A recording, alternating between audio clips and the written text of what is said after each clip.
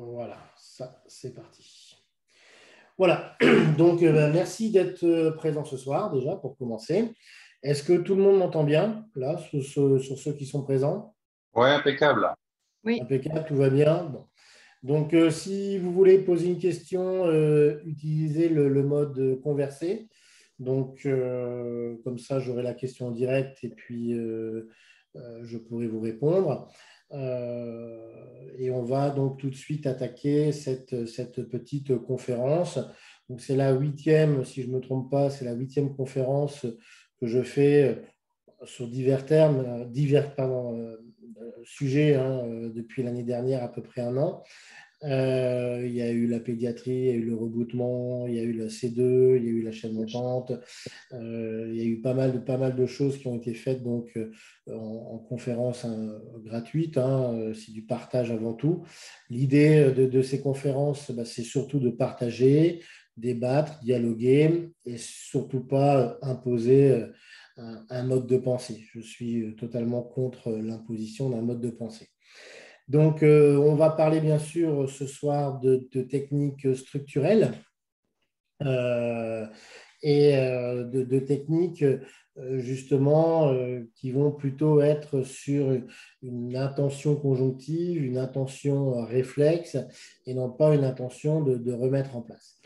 Alors, encore une fois, hein, pour ceux qui me connaissent, vous savez très bien que je ne suis pas opposé aux autres techniques. Chacun a un petit peu sa vision des choses. On sait qu'au niveau du structurel, il y a plusieurs modes de pensée, il y a plusieurs courants de pensée. Il y a le courant de pensée qui vient bien sûr d'Angleterre, de Medstone, qui est plus mécaniste, qui a ses avantages et ses inconvénients.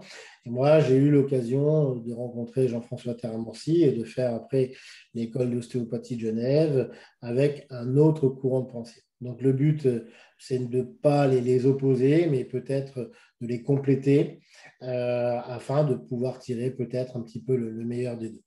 Donc, ce que je vais vous montrer ce soir comme technique, bah, c'est justement ce qu'on appelle l'OAA. Hein. Cette technique, encore une fois, m'a été enseignée à l'école d'ostéopathie de Genève. J'en ai fait une petite adaptation. Je l'ai un petit peu adapté à ma version, à ma sauce, comme on dit, pour essayer ce soir de vous la décortiquer et d'en voir un petit peu les intérêts pédagogiques et bien sûr aussi les intérêts surtout thérapeutiques. Donc, on va repartir sur quelques petits rappels anatomiques. Donc, l'OAA, comme son nom l'indique, occiput, atlas, axis. Donc, on va avoir automatiquement trois segments. Cette technique va intéresser trois segments, ce qu'on appelle de façon un peu plus commune C0, C1, C2.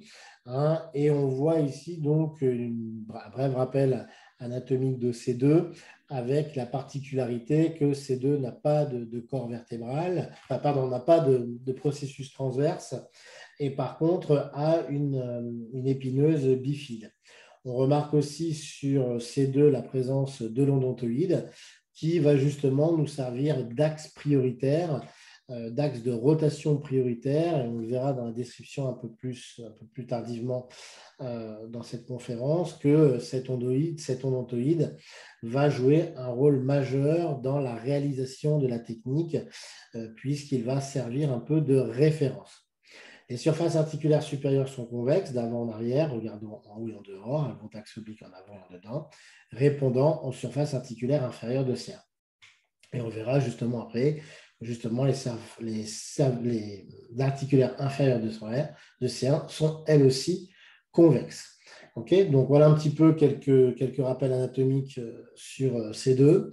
Vertèbre clé, puisque elle va servir de support, elle va servir un peu de pivot, hein, donc avec ce fameux odontoïde, cet axe odontoïdien.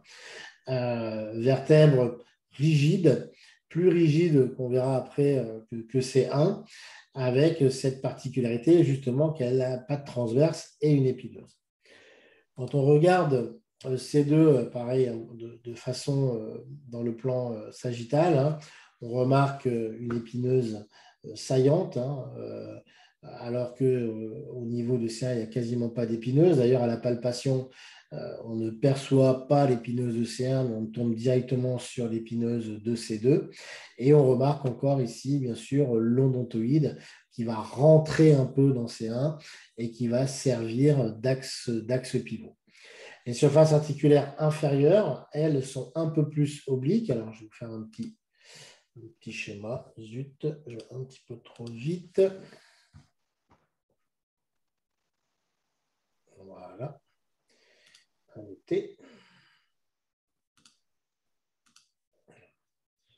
On voit ici les surfaces articulaires qui sont dans l'horizontalité, voilà, avec une biconvexité, c'est-à-dire que la surface articulaire de C1 et de C2 vont être convexes, posées comme ceci. Voilà.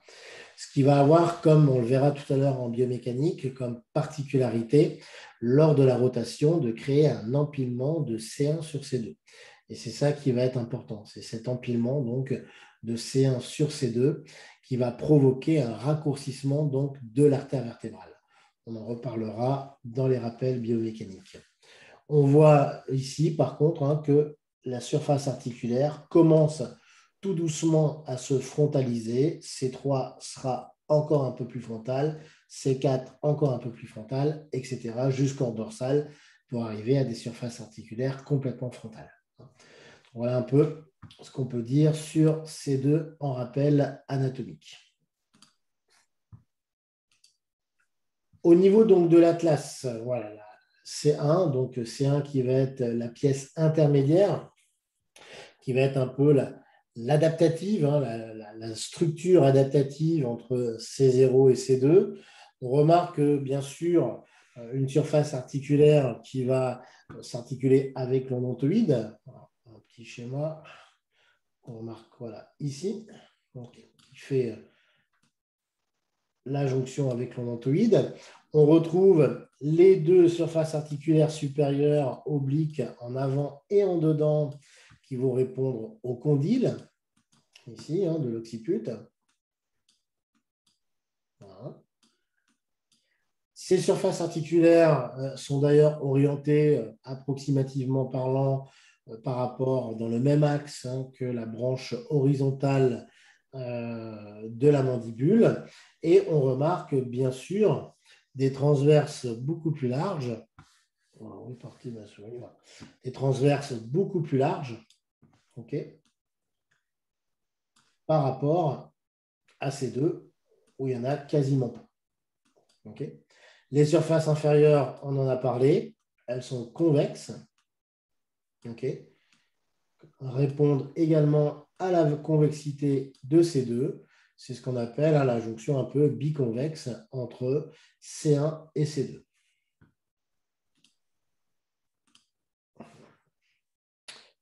Alors, on va continuer. L'occiput, troisième pièce osseuse donc, de l'OAA, posée bien sûr sur l'atlas, sur C1, avec les condyles qui vont répondre aux surfaces articulaires de C1. Donc, on voit la convexité condylienne de l'occiput et la concavité ici de la surface articulaire de C1. Donc, l'atlas reçoit l'occiput avec cette particularité un peu de mouvement dit cuvette, un peu de balancement, de tampon buvard, d'avant en arrière, de l'antériorité vers la postériorité, comme ceci. Alors, de la postériorité, donc de l'avant vers la postériorité, il va y avoir ce mouvement cuvette de C0 sur C1. On verra après dans la biomécanique, mais je pense que vous savez déjà que l'occiput, on dit que c'est la vertèbre, justement, enfin, c'est la vertèbre, c'est la pièce osseuse du oui, alors que le C1, c'est la pièce osseuse du non. On va voir tout ça après dans les rappels biomécaniques. Alors, il faudra bien sûr voir au niveau de l'occiput une particularité, c'est qu'il a un mouvement qui va être soit bilatéral dans le plan purement sagittal, soit unilatéral dans un plan à la fois frontal et rotatoire, hein, puisqu'il va y avoir une inclinaison qui va se compléter par une rotation contralatérale, une rotation opposée. C'est un petit peu la particularité de l'occiput. Il peut soit faire de la flexion, de l'extension, de l'antériorité ou de la postériorité, comme vous voulez, ce qu'on appelle le mouvement bilatéral, ou alors de l'unilatéralité, ce que n'est pas capable de faire une vertèbre, puisqu'automatiquement, il va y avoir sur les vertèbres aussi ce mouvement de flexion-extension, mais avec un mouvement automatique d'inclinaison et de rotation, alors que là, on arrive sur ce set pièces osseuses à séparer un peu les deux. Donc, on va passer à voilà, quelques rappels biomécaniques. Donc, la particularité de C1, c'est qu'elle est par rapport à C2, hein, les surfaces articulaires, je vous l'ai dit, c'est convexe des deux côtés dans le plan transversal. Donc, on va avoir un mouvement de rotation pure des C1 par rapport à C2 avec la notion d'empilement. Donc, je l'ai matérialisé ici par les flèches, hein, on le voit bien. Hein. Donc, C1, quand elle va tourner autour de l'axe de l'odontoïde, va s'empiler, va s'encastrer dans ces deux. Tout simplement pour protéger l'artère vertébrale.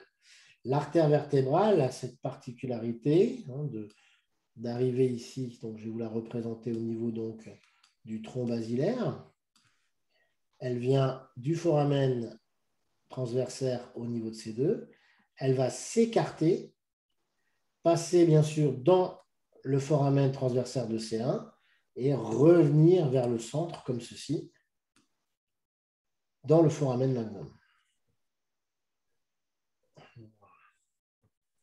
Et ce qui est important, ce qui va provoquer cette fragilité de l'artère vertébrale, c'est justement ce déport qui existe entre la transverse de C2 et la transverse de C1, que je vais vous faire en bleu, voilà, ici.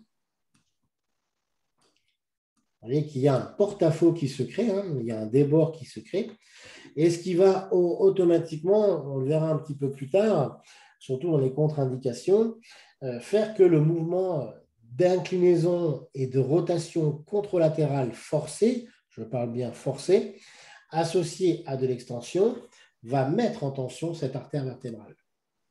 Voilà. Dès l'instant où on va partir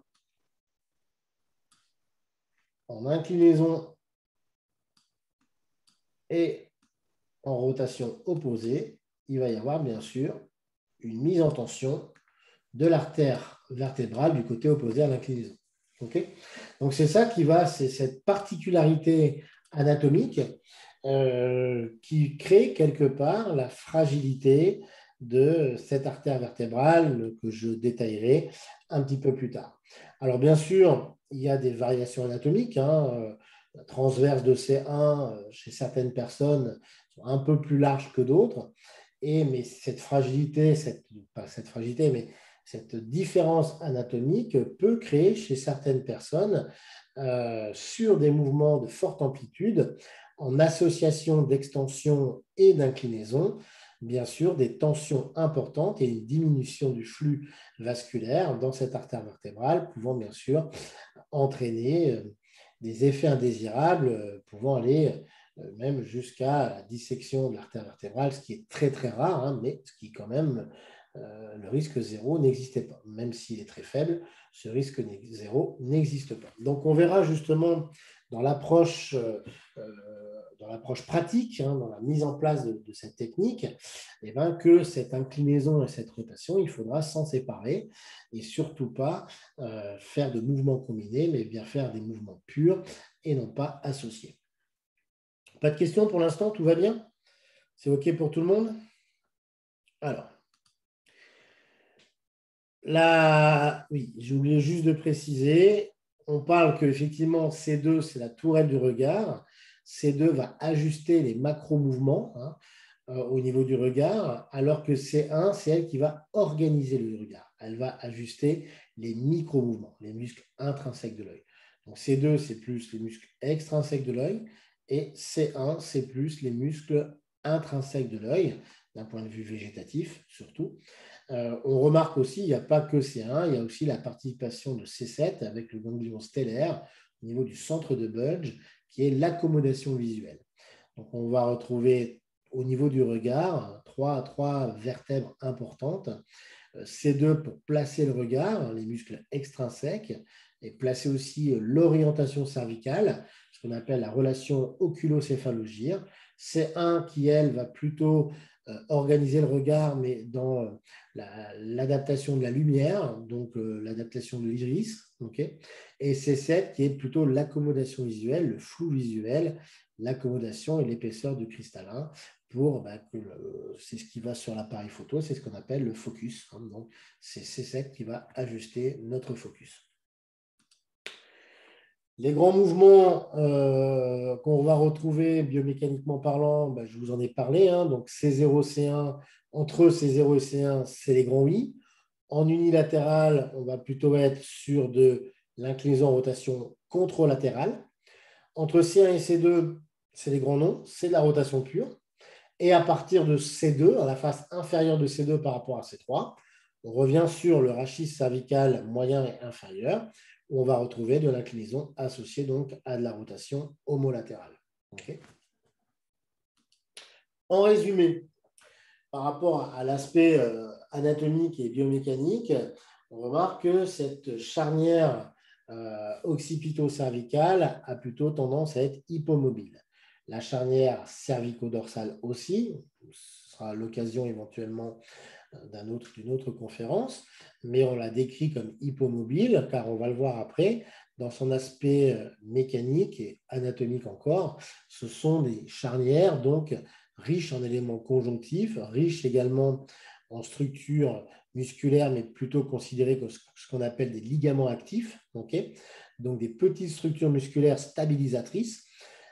Et ces charnières sont dites justement stabilisatrices. Et on va retrouver une zone cervicale C3, C6, plutôt dans l'hypermobilité, siège d'ailleurs de l'arthrose, siège de ce qui va être le dégénératif, qui elle va plutôt être en hypersollicitation, et ça va être l'occasion de nombreuses dysfonctions et de nombreuses plaintes aiguës sur justement cette zone en hypermobilité C3, C6. On va maintenant voir un peu plus en détail l'OAA sur plusieurs aspects. L'aspect mécanique, l'aspect proprioceptif, l'aspect neurovasculaire, l'aspect parasympathique et aussi, bien sûr, ce fameux aspect purement vasculaire. Sur l'aspect mécanique pur, on voit que justement qu'on a un riche contingent ligamentaire. Le ligament alaire, bien sûr, le ligament transverse, le ligament apical, le ligament inférieur longitudinal, le ligament accessoire atlantoïdien. Okay. Donc, on remarque effectivement par rapport à cette charnière C0, C1, C2, vraiment la présence d'un contingent ligamentaire très riche, très puissant. Hein, donc, je vous le dessine ici en vert. Ouais. Voilà. On a un peu une sorte de toile d'araignée autour de l'axe odontoïdien, donc autour, bien sûr, faisant participer C0, C1, C2. Et comme vous le savez, le ligament est avant tout, bien sûr, un frein mécanique, une sécurité mécanique, mais surtout un élément proprioceptif important, car composé de mécanorécepteurs.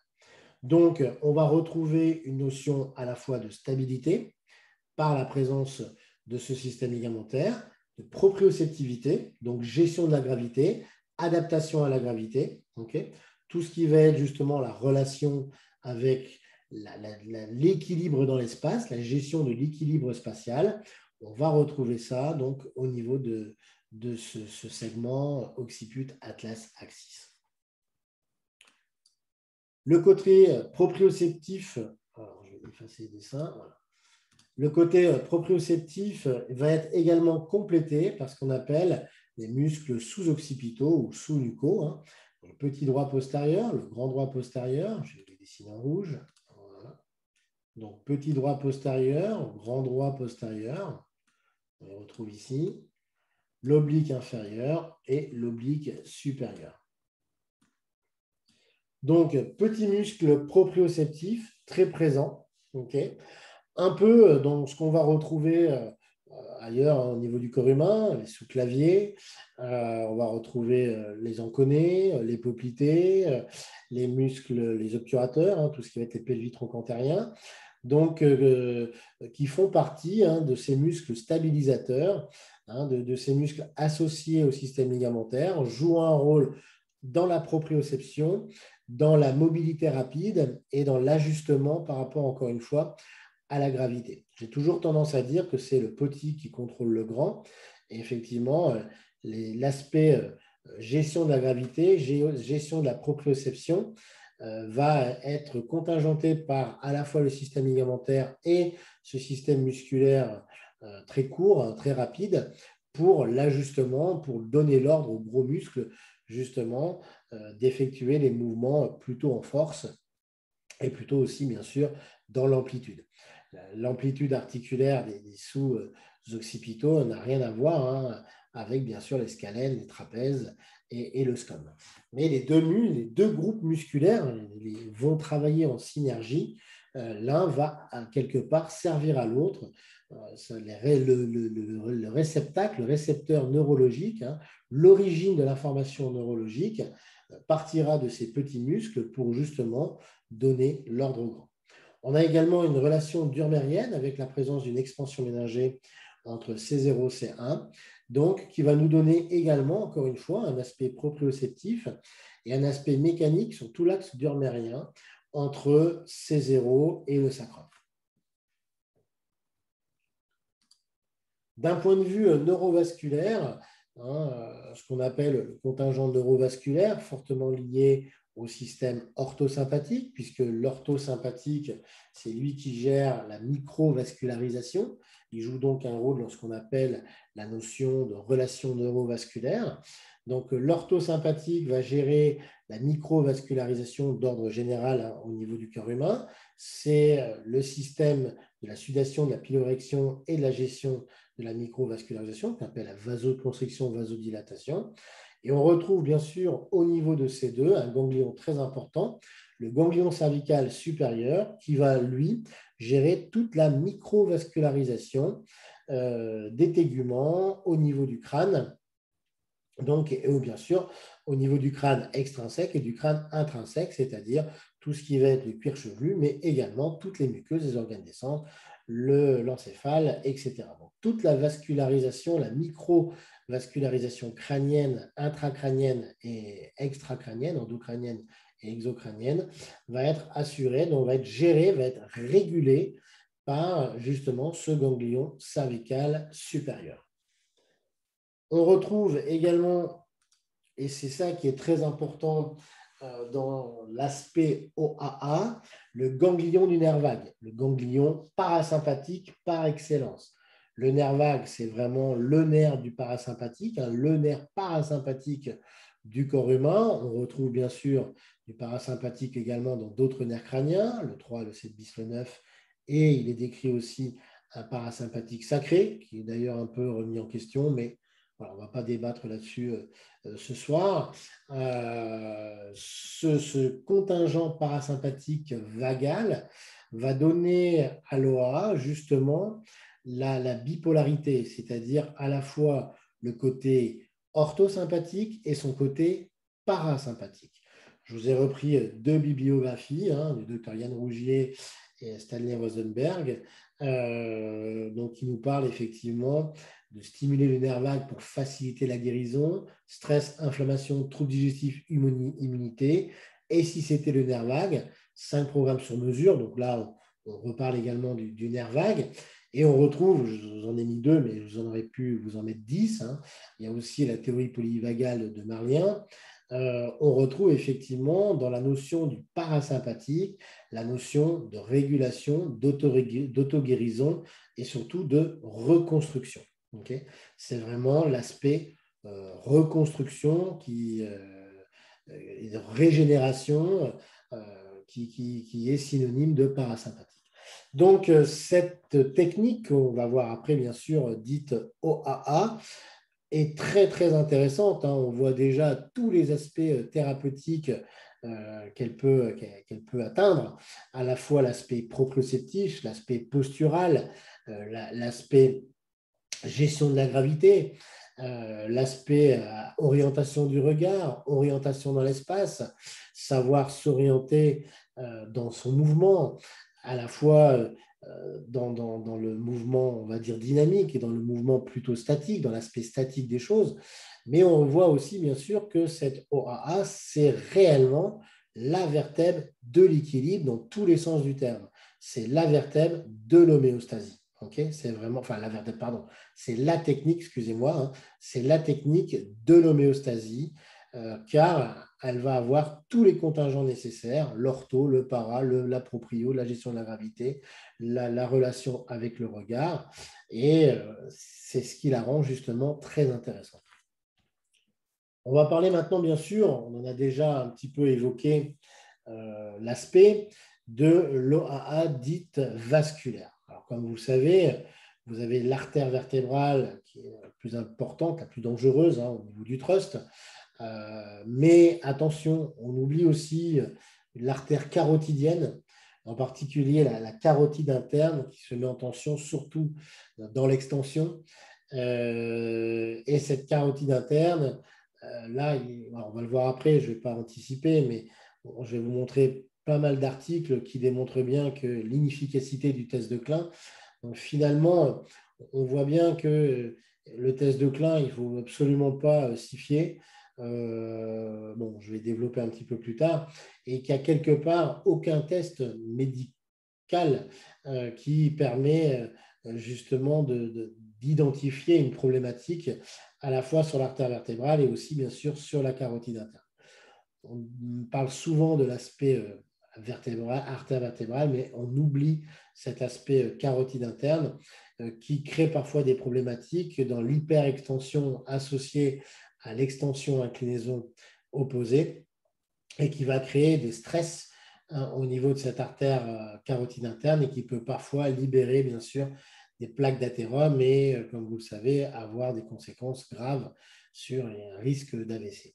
Alors, encore une fois, l'idée n'est pas de vous faire peur ce soir sur les techniques cervicales, et bien au contraire, c'est de venir les découvrir si vous ne les connaissez pas.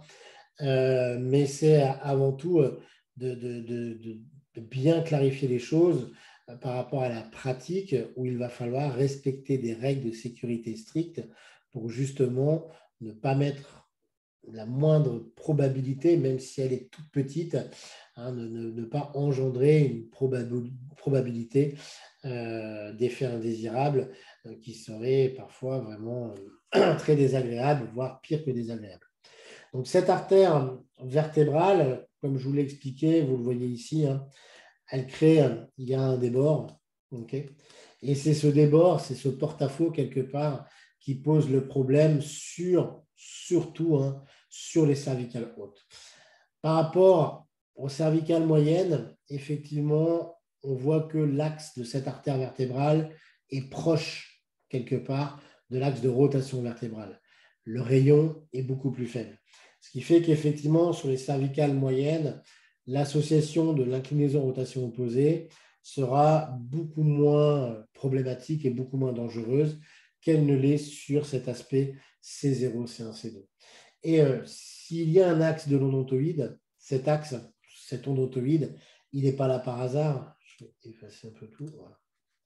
Cet axe odontoïdien, il est la référence. C'est-à-dire que l'artère vertébrale est prévue pour s'enrouler autour. Voilà. Elle est prévue anatomiquement pour s'enrouler autour. Ça va être son pivot, ça va être son point de référence.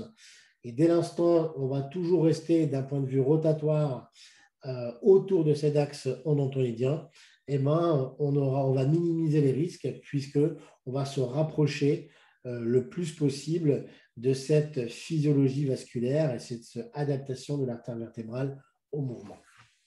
Donc, comme je l'ai dit, conséquence, interdiction de combiner les mouvements d'extension, inclinaison, rotation sur C0, C1, C2. Alors, c'est mon point de vue, bien sûr. C'est le point de vue qui m'a été enseigné. Je sais que parfois, dans d'autres enseignements, on fait de l'inclinaison, rotation sur C0, C1, C2. Peut-être qu'en partant du principe que le test de Klein est fiable. Je vais vous le démontrer après que justement, il faut s'en méfier. Et en plus, parfois, on y rajoute même de la décoaptation. Vous doutez bien que si on a ici une surface biconvexe, ce n'est pas par hasard non plus. L'anatomie a été bien faite et elle est faite pour la physiologie.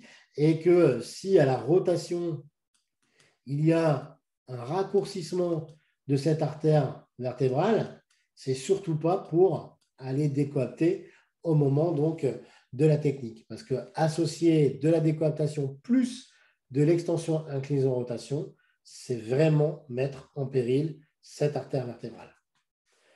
On va parler un peu du test de Klein, donc, que vous connaissez.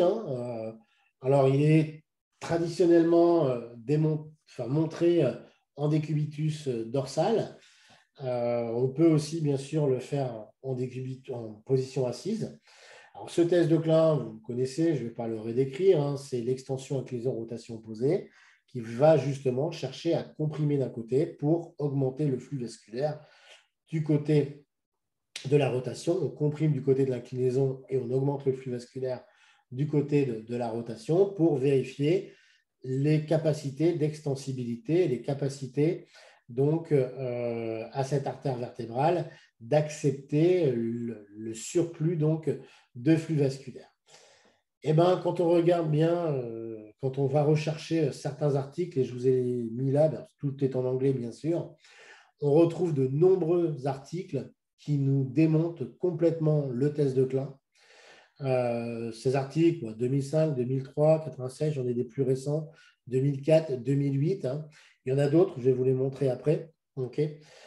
Montrent bien qu'il y a très peu de fiabilité. On doit être aux alentours de 20% de fiabilité au niveau du test de Klein. Et que il y a un article qui est paru par Patrice Piette en 2017, donc je vous ai mis également le lien dans actukiné.com, test de l'artère vertébrale. Donc, Patrice Piette a pris 8 articles qui 81, 99, 97, 94, 84, plus 2009, plus 99, plus ceux que je viens de vous citer, je ne les ai pas remis là. Donc, Patrice Piette a repris ces articles et nous montre bien que effectivement, le test de Klein, il est peu fiable, dangereux, non prédictif. Il dit même qu'il est à abandonner. Donc aujourd'hui, on continue d'enseigner. J'enseigne moi-même les techniques cervicales que l'ostéo à Lille, comme vous le savez. Ça fait partie de la maquette. Voilà, ça fait partie de la maquette. Donc, on nous demande de le montrer encore. On nous demande de l'enseigner. Alors, moi, je le montre plutôt en position assise parce qu'au moins, j'ai un petit peu l'aspect tension orthostatique. Mais je dis bien aux étudiants que, attention, ce n'est pas parce qu'il est négatif qu'il n'y a rien. Donc, s'il est négatif, oui, bien sûr, on va dire qu'il n'y a pas de gros soucis majeurs sur cette artère vertébrale ou même carotide interne, mais vous êtes à l'abri de rien. Il n'est absolument pas fiable. Bien sûr, s'il est positif, en aucun cas, je vais même peut-être dire qu'il ne faut pas garder le patient dans le cabinet. Pour moi, c'est un red flag et ça demande une investigation complémentaire médicale. Mais en tout cas, s'il est négatif, ce n'est pas pour autant que je peux prétendre mettre de l'extension de l'inclinaison en m'assurant d'aucune probabilité, d'aucun risque d'effet indésirable. C'est un peu comme conduire une super Audi avec les 4 roues motrices et des pneus neige sur une route enneigée et s'appeler Sébastien Loeb, vous n'êtes pas à l'abri d'un accident. Et bien là, c'est exactement la même chose. Le test de Klein, il est encore décrit dans la littérature, il est encore enseigné, il fait partie de ce qu'on appelle un petit peu les tests médico-légaux, mais voilà, sa fiabilité a depuis quelques années été fortement remis en cause. Des questions par rapport à tout ce que je vous raconte? Tout va bien? Vous pouvez me répondre, pas de souci. Vous m'entendez? Oui, oui, très bien. Pas de souci, impeccable. J'ai peur qu'il y avait une coupure. Ça va? Et Tout est OK? juste une question, vous, c'est un test que vous pratiquez encore ou pas du tout? Franchement, cabinet, non. Je pars du principe que, alors, si, quand le patient décrit des vertiges vraiment très typés parocystiques bénins, ça fait partie un peu de mon test différentiel sur les vertiges. Parce qu'en plus, dans le test de Klein, ce qu'on va rechercher, c'est un nystagmus. Alors D'accord. déjà, c'est pareil, hein. Le nystagmus, pour le voir, normalement, il faut un nystagmustoscope, donc, ou des lunettes de Fresnel. On n'est même pas habilité, nous, à faire un bilan de vertige. Normalement, c'est médical. Et ce test de Klein, d'ailleurs, il est décrit comme médical. Je ne suis même pas sûr qu'on soit autorisé légalement à le faire. Je sais qu'il y a eu des ostéopathes, rien qu'en faisant le test de Klein, en déclenchant des vertiges, ils ont eu des soucis avec des ORL. Ils se sont fait reprocher d'avoir fait un test qui ne leur était pas concerné. Donc, oui, non, je le fais de moins en moins, voire quasiment plus, sauf parfois quand le patient me décrit des vertiges un peu suspects, je regarde au moins qu'il n'est pas positif.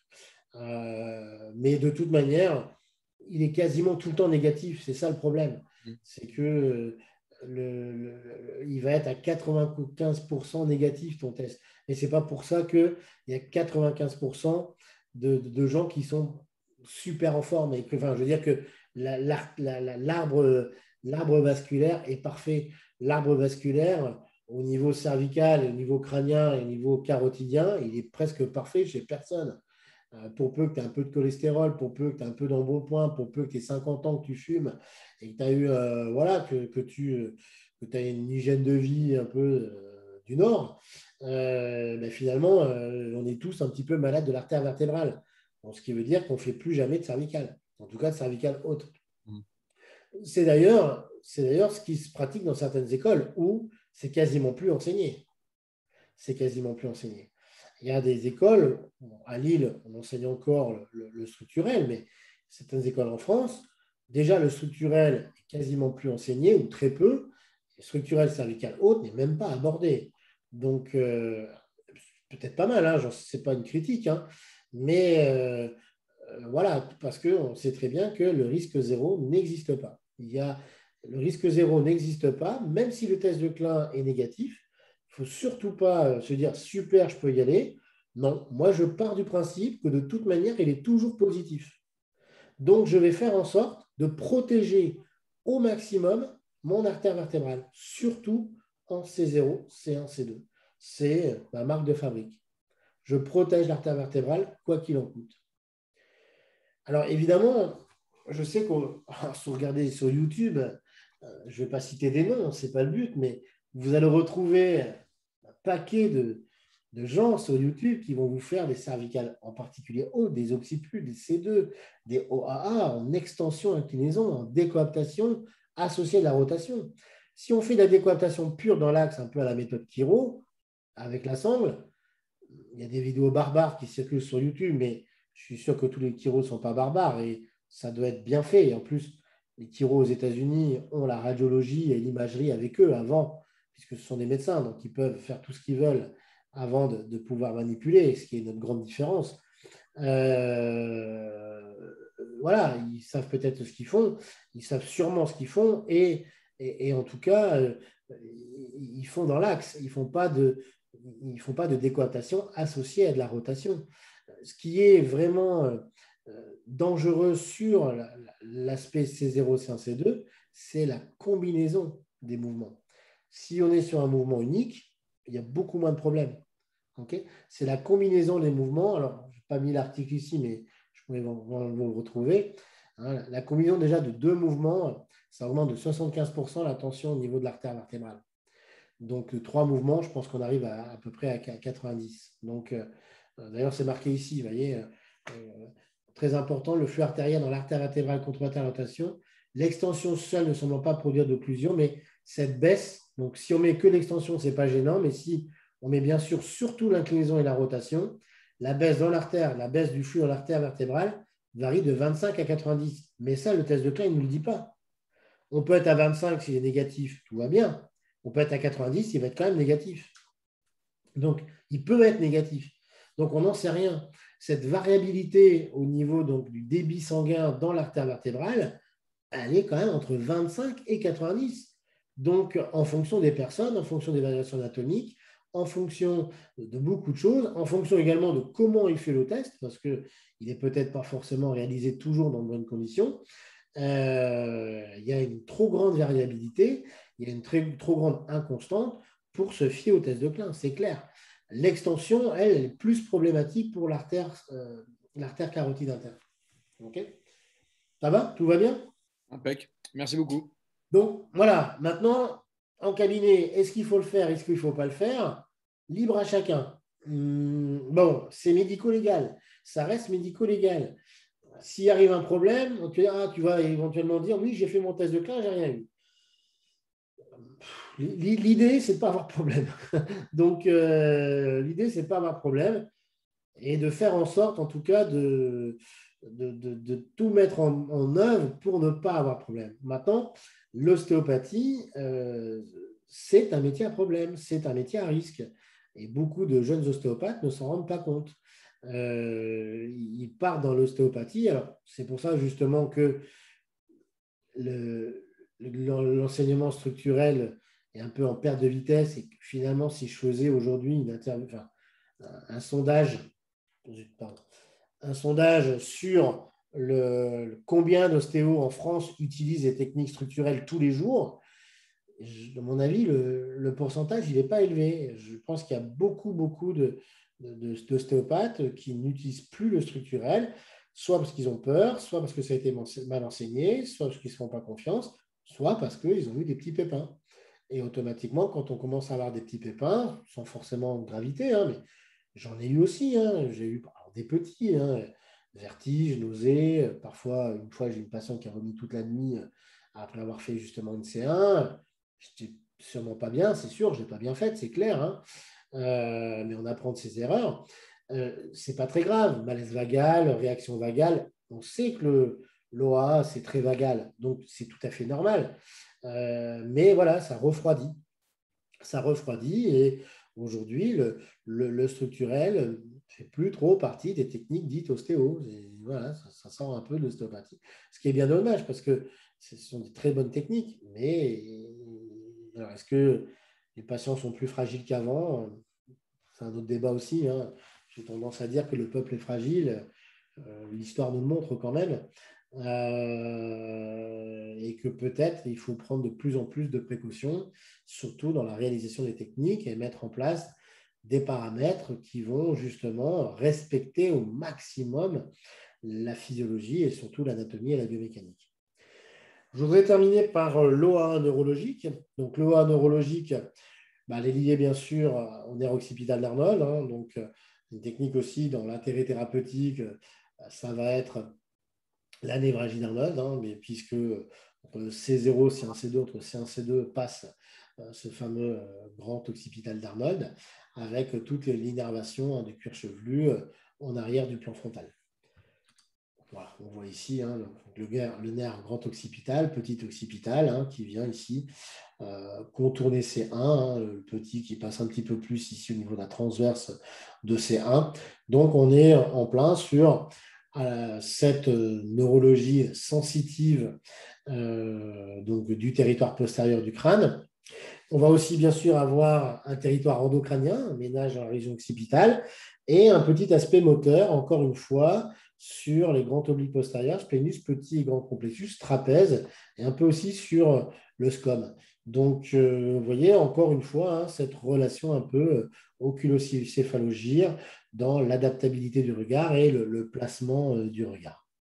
Rapport également avec l'anse cervicale. Cette anse cervicale, c'est une anse anatomique qui va unir une racine inférieure née du plexus cervical profond à une racine supérieure née du nerf hypoglosse. Donc, vous voyez qu'on retrouve de l'interconnexion crânienne quelque part avec un nerf crânien. Donc, avec le muscle de la langue même. Donc, il va y avoir un rapport aussi avec la langue. Et cette anse, donc, qui va être connexion neurologique C0, C1, C2, C3 jusqu'à C4, va justement donner naissance à des rameaux pour l'omoïdien, le sternoclédoïdien et le sternothyroïdien. Donc, vous voyez que si je résume un petit peu cette OA, ces intérêts thérapeutiques sont vraiment importants, hein. On a tout l'aspect proprioceptif, c'est une charnière, ça fait partie de la chaîne montante. On est sur la toute fin de la chaîne montante, on est dans l'adaptabilité maximum, on est dans la gestion de l'homéostasie, on a les rapports avec tout ce qui est relation oculocéphalogie, rapport bien sûr avec l'ATM, tout ce qui va être aussi la mobilité de l'ATM, la fonction de l'ATM, hein, et rapport aussi avec directement quelque part les nerfs crâniens. Donc, c'est un ensemble articulaire incontournable de l'ostéopathie. Alors, oui, on peut tout faire en se torlant, en tissu mou, on peut tout faire en décompression, une simple décompression C0, C1, C2 dans l'axe, toute douce, tranquille, aura aussi tous ses effets, bien sûr, mais moins réflexe, donc automatiquement moins profond, et ça va mettre beaucoup plus de temps à être réalisé. Il faudra parfois plusieurs séances pour avoir le même résultat. L'intérêt, bien sûr, vous allez le voir dans la pratique, de cette technique OAA, on va le voir, c'est son côté réflexogène. Et on va déclencher à la fois de l'ortho, à la fois du para. On va avoir quelque part un réflexe végétatif, un réflexe homéostasique et proprioceptif qui va être intéressant pour toutes les applications thérapeutiques, bien sûr, que je viens de vous citer. Alors, on va passer justement à cette pratique. Alors, je vais vous la décrire. J'ai sorti une petite vidéo prise en cours. Donc, je vais vous la décrire de façon simple. Alors, vous voyez que la technique que moi j'ai apprise, hein, qu'on m'a enseignée, que Jean-François Terramorsi m'a enseigné, alors que j'ai réadapté un petit peu, j'ai rajouté des petites choses en plus par rapport à ce qu'on m'a dit. Déjà, on voit que c'est une technique qui se fait en pure rotation, qui se fait par rapport à une rotation strictement axiale liée à l'axe, dans l'axe de l'odontoïde, représenté ici bien sûr par le trait bleu. L'axe de l'odontoïde, sa projection, c'est à peu près bregma, ce qu'on appelle le vertex. Et il va y avoir une notion de rotation stricte autour de cet axe, c'est-à-dire que vous voyez ici qu'il y aura une action au niveau des deux mains. Alors, si j'avais, là c'est une technique qui est montrée en cours, je n'ai pas de table électrique, mais avec une table électrique et une tétière, bien sûr, je descends la tétière. Il ne faut pas, alors là, la main ne frotte pas, hein, mais il ne faut pas que la main soit fixe ici en dessous. Parce que si vous avez une main mobile en haut et une main fixe en bas, je vais vous représenter ça. Voilà. Si ici, c'est mobile, et là, on crée un point fixe, okay, automatiquement, qu'est-ce qui va se passer? Vous multipliez le rayon par 2. L'axe n'est plus au niveau de l'odontoïde, mais l'axe va se situer au niveau de votre main qui est fixe. On va représenter ça comme ça, par l'axe violet. Voilà, ici. OK? Et vous allez automatiquement tourner autour de ce faux axe qui n'est plus physiologique. Et là, en tournant autour de ce faux axe, automatiquement, vous mettez une surtension au niveau de cette artère vertébrale parce que vous sortez de sa physiologie de s'enrouler autour de l'axe de l'odontoïde. Et en plus, vous risquez de provoquer une inclinaison, ce qui va encore plus accentuer des tensions donc, au niveau de cette artère vertébrale.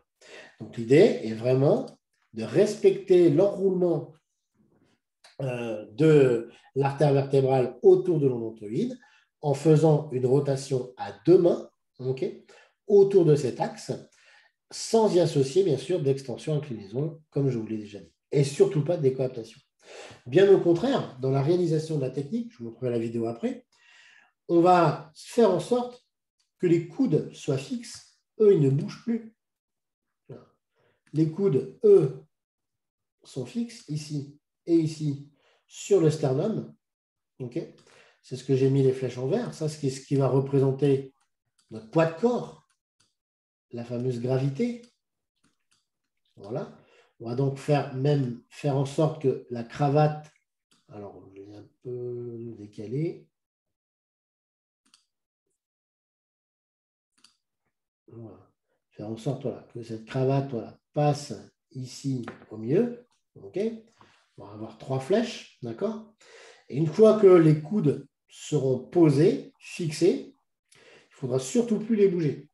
Il faudra aussi, bien sûr, respecter un parallélisme, faire en sorte que les avant-bras, quand on a une table électrique, c'est encore mieux parce qu'on arrive à ajuster la hauteur au centimètre près, hein, faire en sorte que les deux avant-bras soient strictement parallèles, comme les rails d'un train, et faire en sorte, bien sûr, que les deux mains soient libres.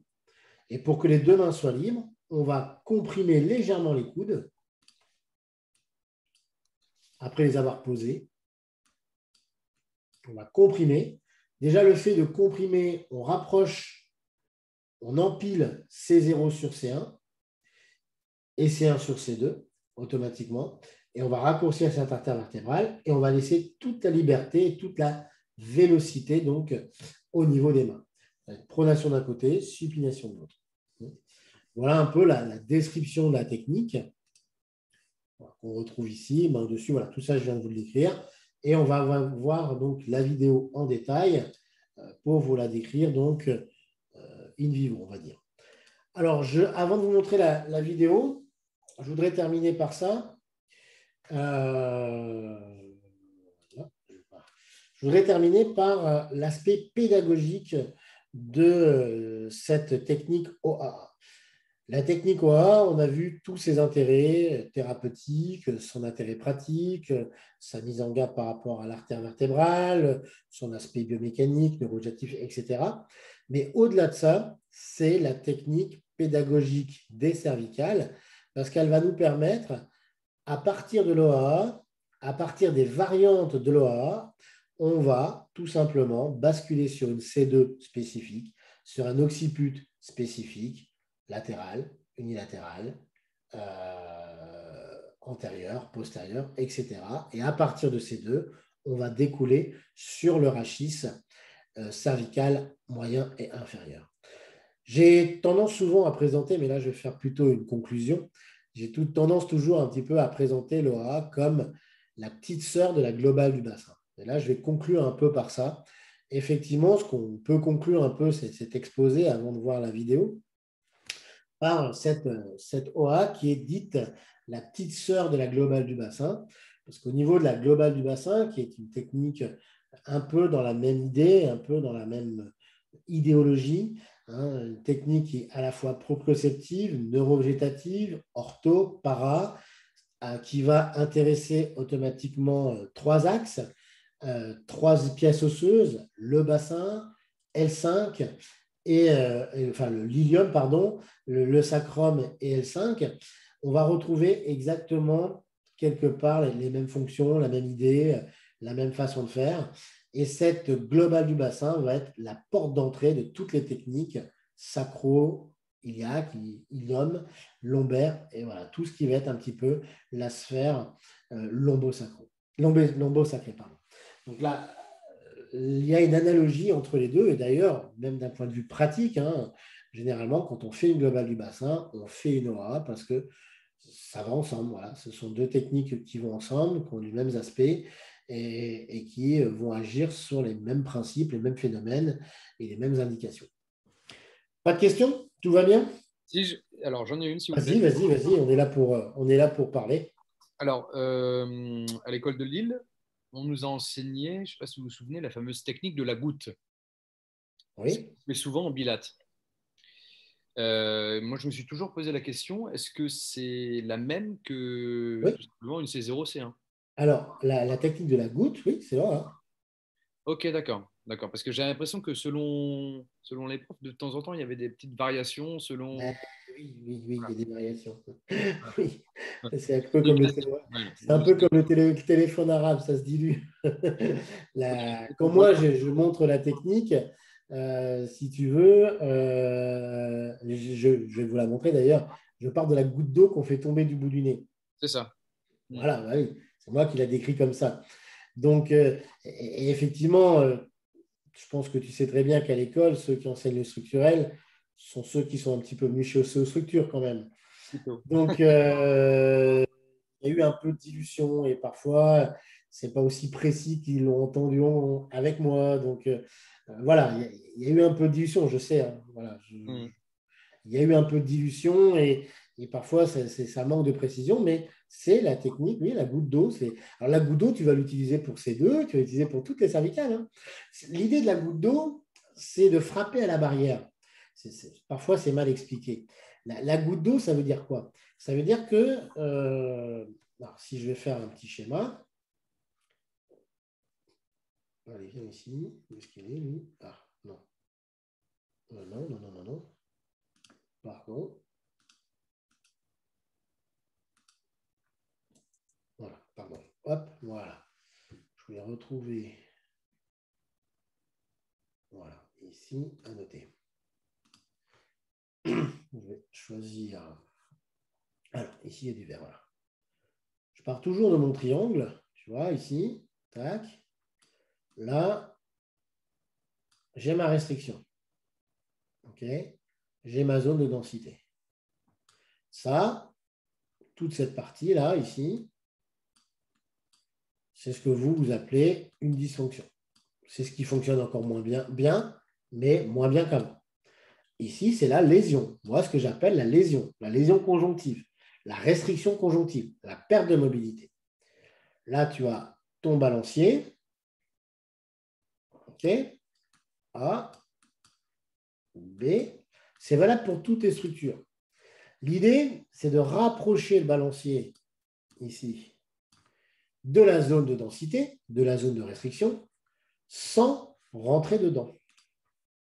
Parce que dedans, c'est l'inconnu. Okay? Ça, c'est interdit. Je ne peux pas préjuger de l'état d'une structure. Quelle est la quantité de mobilité qui est perdue? Je n'en sais strictement rien.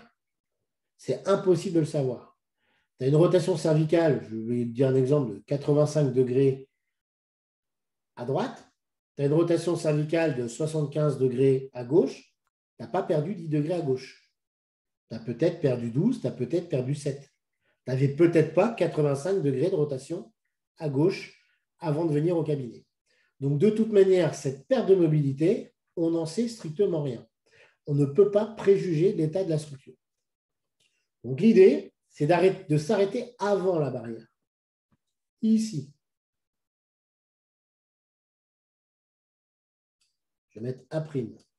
Voilà. Et de faire un petit aller-retour, comme ceci, un peu dans une notion de haute vélocité balistique, pour venir vibrer cette barrière, faire une vibration sur cette barrière, déclencher un réflexe orthosympathique.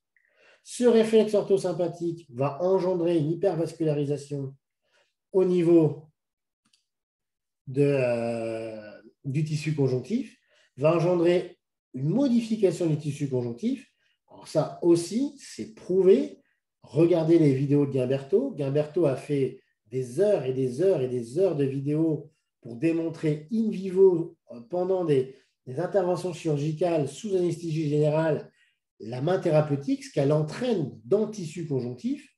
Et on part du principe qu'en améliorant le tissu conjonctif, en améliorant toutes les résistances conjonctives, à la fois au niveau de la capsule, du ligament, du tendon, de tout le tissu périarticulaire, on obtiendra une amélioration de la mobilité. L'idée, c'est surtout pas d'imposer, mais du proposer un mouvement. On propose un mouvement et on n'impose pas un mouvement.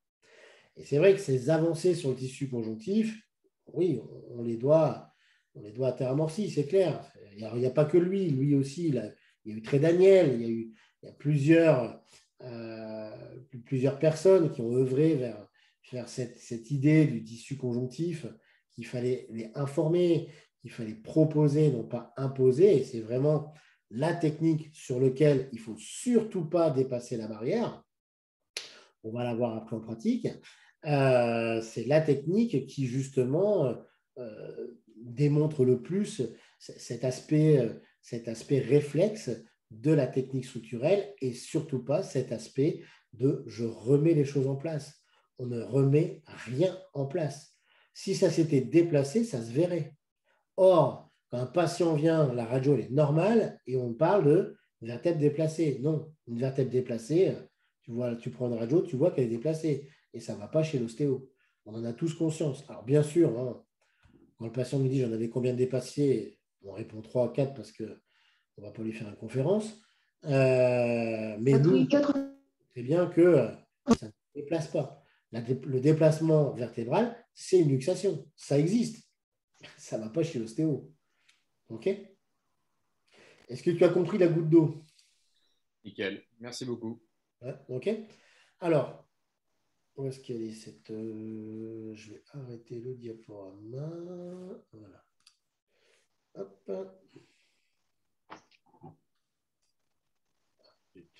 Hop.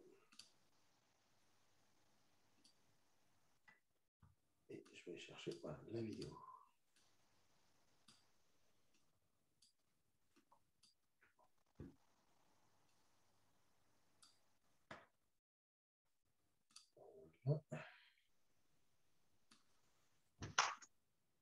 Voilà. Alors. Ah, pourquoi elle fait ça, lui? Ah, zut. Ah, je vais la faire comme ça, c'est pareil. Voilà. On va aller doucement. Alors, on va voir déjà qu'au début, voilà, je vais me... Attendez, je vais juste faire ça. Voilà. Je vais me placer ici à 45 degrés. Vous voyez? Ça, c'est très important dans l'approche. Parce qu'à partir de ces 45 degrés, je vais orienter mon plan de travail. Il va y avoir pivotement au niveau des pieds. Les pieds vont pivoter. Et je vous ai dit que cette OAA était à la fois une technique pédagogique, c'est-à-dire qu'en fonction de l'orientation des pieds qu'on va ensuite imprimer au niveau du sol, on va pouvoir choisir les différents étages qu'on va travailler.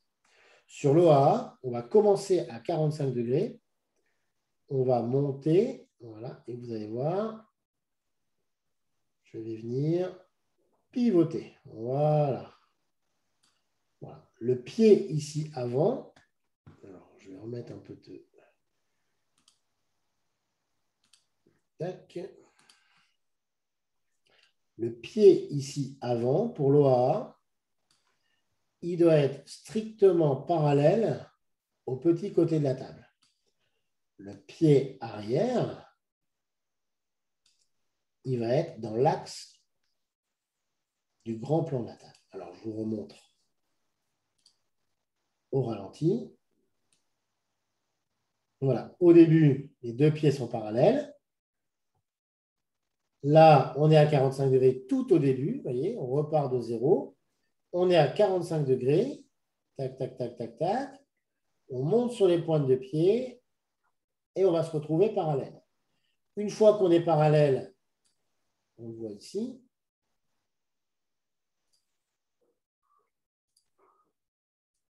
Voilà, ce pied-là est parallèle. Une fois qu'on est parallèle, on va laisser le pied avant parallèle et on va pivoter. Vous avez vu ici, tac, je vais vous montrer. On va pivoter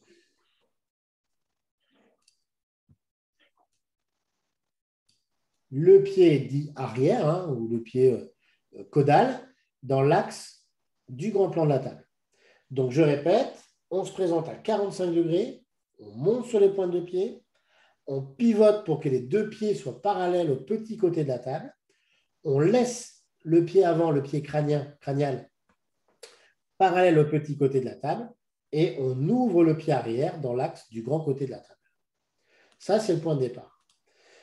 Quand on va faire, par exemple, une C2, qu'est-ce qu'on va faire? C2 est orienté vers le regard.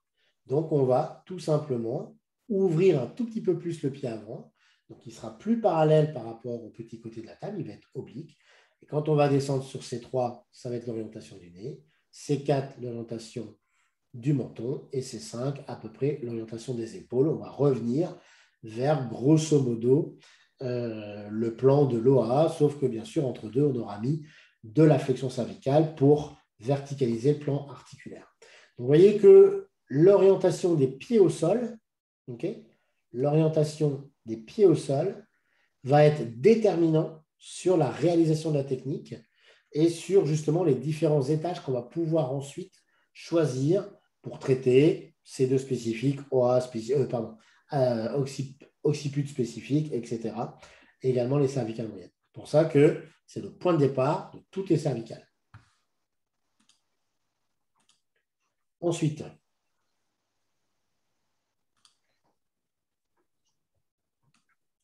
on va tout simplement basculer, vous voyez, voilà. On bascule, voilà, je vous montre bien au ralenti. On bascule le bassin vers l'arrière. Okay. Pourquoi? Pour bien garder. Attendez, je ne l'ai pas bien fait. Je recommence. On bascule le bassin vers l'arrière pour justement bien garder. Je vais le faire comme ceci. Voilà. Le centre de gravité au milieu du polygone de sustentation. Parce que, encore une fois, avant de vouloir mettre le patient dans son équilibre, c'est peut-être déjà au thérapeute d'y être. Donc, c'est le positionnement avant tout. Okay. Travailler d'abord sur l'équilibre du thérapeute avant de vouloir restaurer l'équilibre du patient. Pour pouvoir garder notre centre de gravité au centre du polygone de sensation, il ne faut surtout pas se pencher en avant, mais bien reculer le bassin. Ensuite, on va tout simplement plier les genoux. Alors, vous voyez que quand on plie les genoux, allez, hop, voilà. Quand on plie les genoux, notre polygone de sustentation reste, enfin notre centre de gravité reste au milieu de notre polygone de sustentation. Et ensuite, on va tout simplement ajuster notre positionnement. Le genou, là, il n'est pas dans l'axe du sternum. Alors, qu'est-ce que je vais faire? Je vais tout simplement, je remonte, voilà, avancer, voilà. Je vais avancer mon genou ici pour qu'il soit pile poil, tac, dans l'axe du sternum. Ce qui va me permettre ensuite de venir poser le coude dessus. On va le voir. Voilà. Axe du sternum. Voilà. Je remontrerai après une autre vidéo. Voilà. On voit bien ici. Je vais effacer.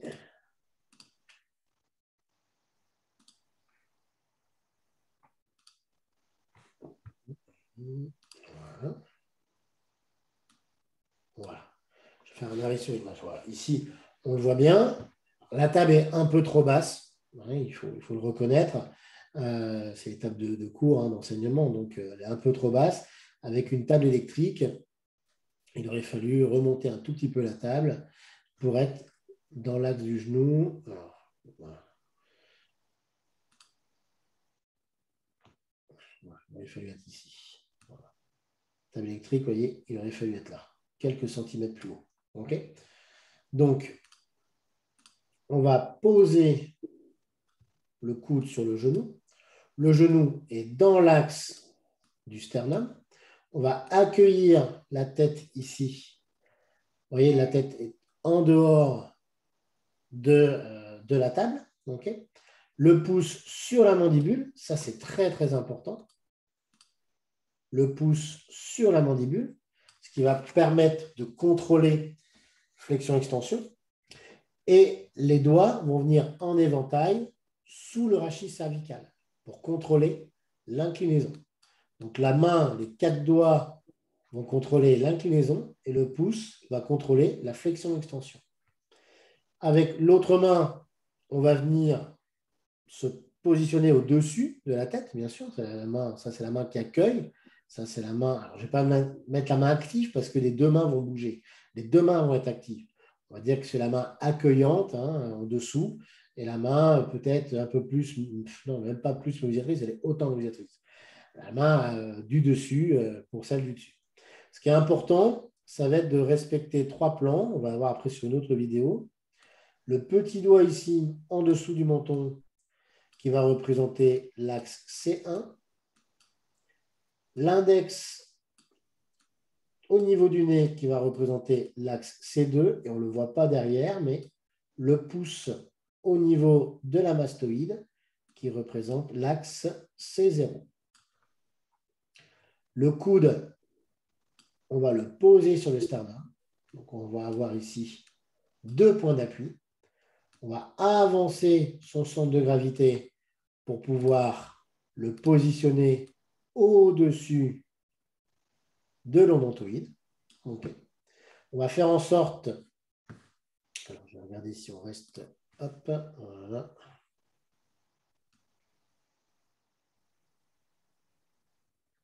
Voilà. Alors on le voit bien ici. Voilà. Alors je vais effacer les dessins parce que ça sert à rien. Voilà. On va faire en sorte, justement, vous voyez, de ne pas être en rotation maximum. Donc on va avoir l'axe de l'odontoïde qui va être grosso modo représenté ici au niveau du nez. Et on va tout simplement pivoter, tourner avec la main du dessus et la main du dessous pour aller frapper. Alors si là je suis à peu près à, on va dire 70-80% de rotation, la fin de mon mouvement, la fin, alors je vais regarder un petit peu avant, je fais un petit test de mobilité avant pour regarder où est la limite de ma rotation. La limite de la rotation, ce n'est pas le blocage articulaire. La limite de la rotation, ça va être le moment où je vais sentir le patient au niveau musculaire qui va se mettre en tension. Donc, quand je sens une résistance tissulaire, une résistance musculaire, c'est là où je considère, donc voilà, je vais considérer que c'est là, ok, que ici, c'est le point 0. Je ne peux pas le dépasser. Dès ce point-là, je commence à sentir une résistance. Mais je ne vais pas plus loin. Je ne cherche pas une barrière anatomique, même pas une barrière musculaire, plus une barrière conjonctive. Okay. Là, je vais être à -3, on va dire, et bien, je vais aller de 0 à -3, et je vais retourner de -3 à 0 en y allant plus vite. On vient créer une balistique, on vient frapper la barrière pour pouvoir avoir un maximum d'effets réflexes. Alors, est-ce que... Ouais, ça c'est là.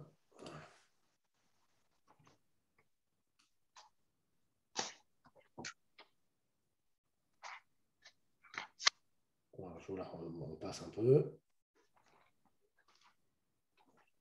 Voilà. Oui. Le mouvement est très petit.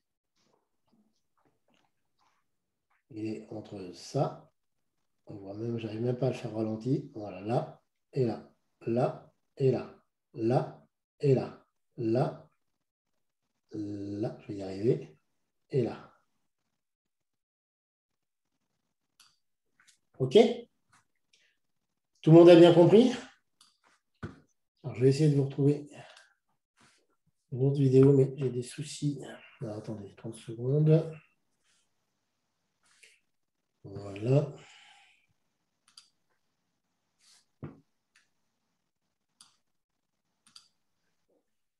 Alors,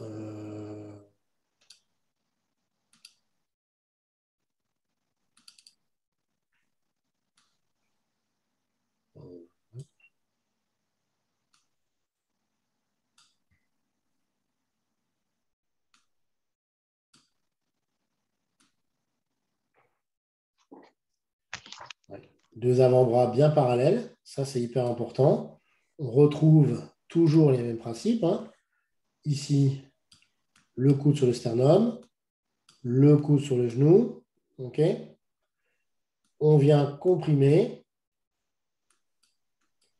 On fait en sorte que les deux avant-bras soient le plus parallèles possible. On a l'axe de l'odontoïde qui est là. Et ben, on va tout simplement tourner autour.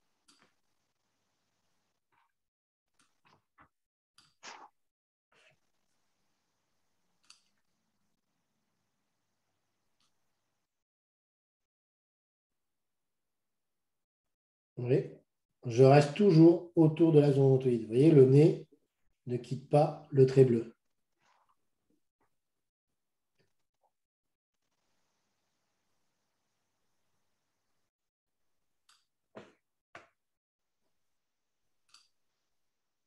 Voilà. Bon, on va donc conclure cette petite vidéo. Alors, on va revenir là-dessus.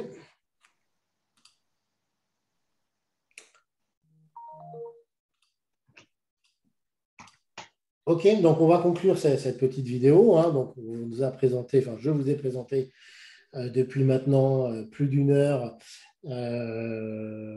cette technique OA un petit peu dans tous les détails. On a décortiqué donc cette technique OA.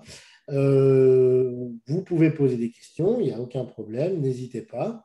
Je suis encore avec vous quelques minutes. J'espère que ça vous a plu et que vous avez pu, pour ceux qui la connaissent, eh ben, ça permet de faire une révision. Pour ceux qui ne la connaissent pas, de la découvrir. Et vous avez pu quand même, enfin, ça vous a apporté quelques notions supplémentaires. Allez-y, je vous écoute. Si vous voulez poser des questions, pas de problème.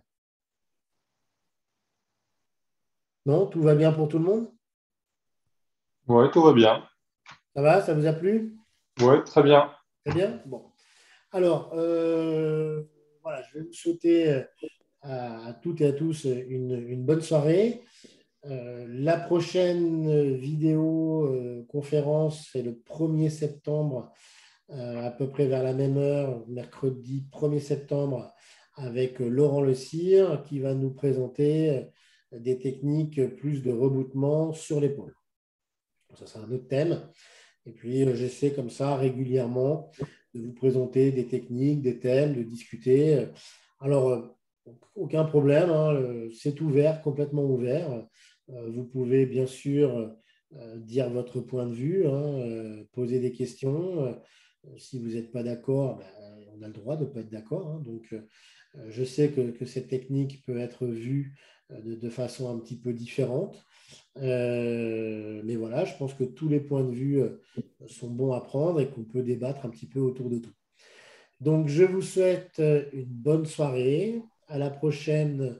Vous pouvez vous inscrire sur, vous l'avez vu, je vous ai envoyé un mail donc, sur la boutique Ostéostructure pour la formation, pardon, pour la visio sur la technique de reboutement de l'épaule. Venez nombreux quand vous voulez. N'hésitez pas à poser des questions. N'hésitez pas à m'interroger. J'essaierai de répondre au mieux à vos questions. Je vous souhaite une bonne soirée à tous. Allez, au revoir. Bonne soirée, merci beaucoup. Merci à vous aussi.